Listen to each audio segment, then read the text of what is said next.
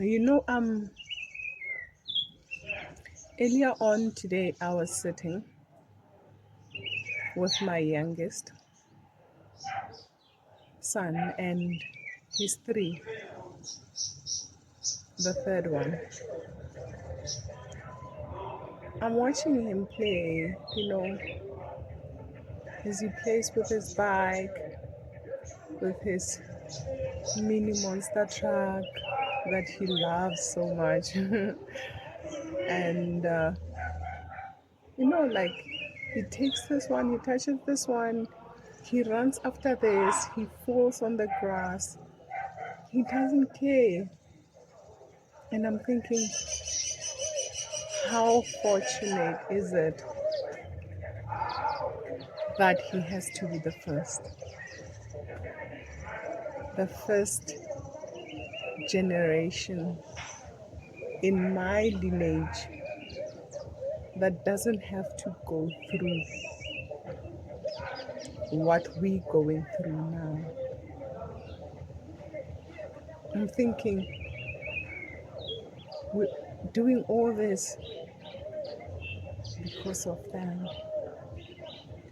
And for me, it makes all that worthwhile. And then I look at my first, you know, oh, he's loving, he's sweet, he's kind. And I think back when he was a child, when I'd come back from work, when I used to work in corporate, I'd come back from work and he'd see me coming and he'd run. I'd go down on my knees and he'd give me the warmest and sweetest hug ever. And then as we're sleeping in bed, because I used to sleep with him, as we're sleeping, he'd be like, Mama Ndidi Mads.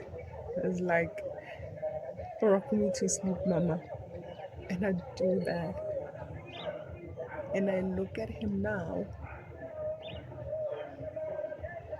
I see. I see the damage. I see my choices. I see the brokenness in him. I see the change. I see it all in him. He's a boy. There isn't much I can do. The only thing I can do is just hold space. And I will hold it for him. And then there's the second one. Quiet. Doesn't ask for much. But says what he means and means what he says. And he's more like the forgotten child, self-sufficient, you know, very emotional. And then I started realizing raising kids is not cut and paste. Raising kids is not cut and paste. Don't let anyone lie to you. They individuals with specific individual needs. Every single one of them have special needs that we as parents must recognize in them and give them what they need. But because of how things turned out, we did what we could with what we had. But now let's do better. Let's realize our mistakes, because I see my mistakes and they're huge. They're heartbreaking. And that took me back to a book I read. Today I'm not reading Linda. It took me back to a book I read a while back when I realized that I was in an SOS situation, you know, and this is the book. When I realized that no one is coming to save me, I had to dig myself out. It was this book, Valley in the Valley. So I'm gonna read a segment out of it. And if we think of life as a 24-hour day, we know to expect 12 hours of light and 12 hours of darkness.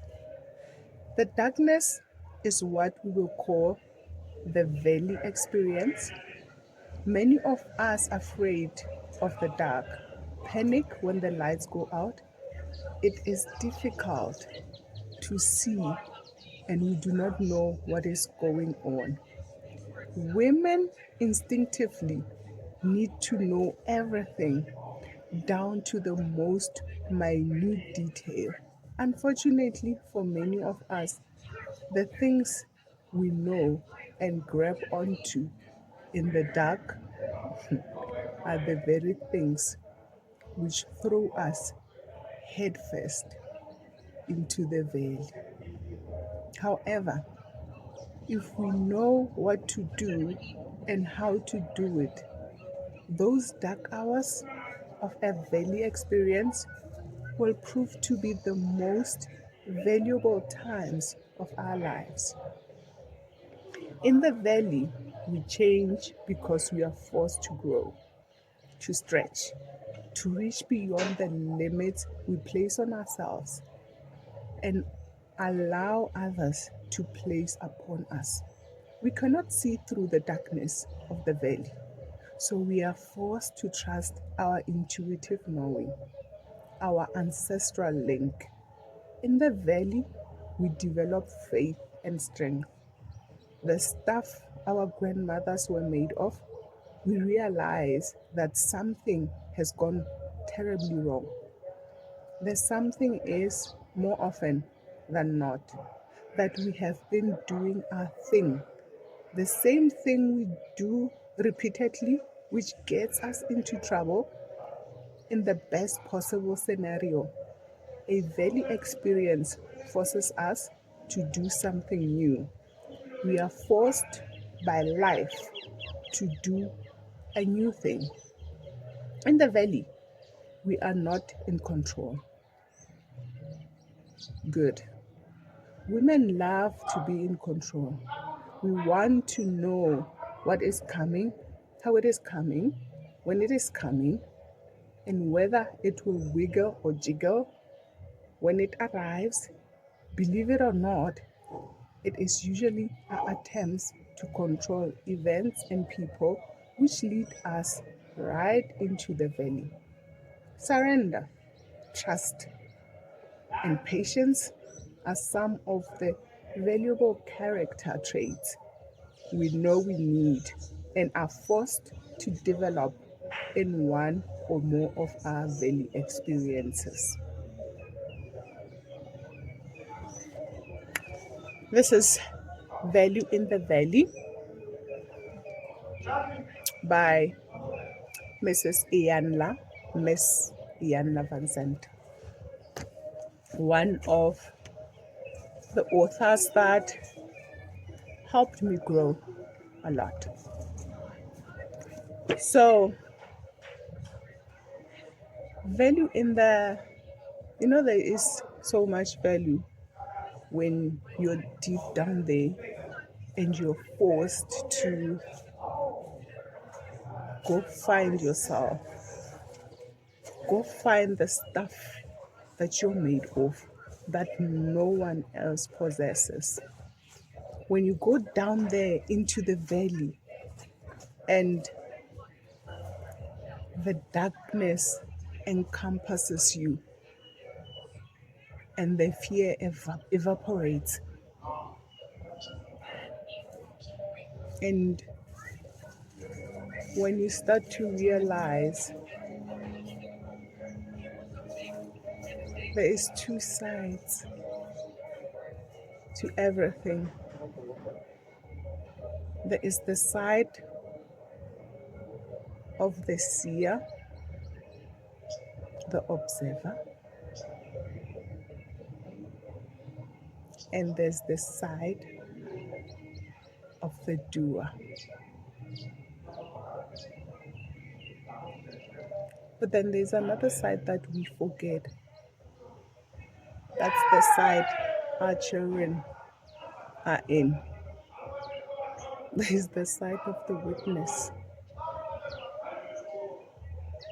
Those are the ones that can tell it all as it is. The witnesses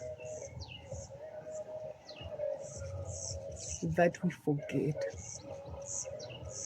when we're busy doing whatever it is that we're busy doing. When you're in your valley and you forget everything and everyone, you have kids, please remember those kids are the witness. They can tell it all as they lived it firsthand. They've seen the reactions. They know your facial expressions. They can tell the tone. They watch. When you walk in, they already know. They clear themselves, and you wonder, as a father, you wonder, why every time I walk into the room, everyone walks out? Because they read your face and they see if trouble is brewing, they're out because they don't want to be part of it. They didn't sign up for it. Just because we decided to take this horrible decision together doesn't mean they signed up for it.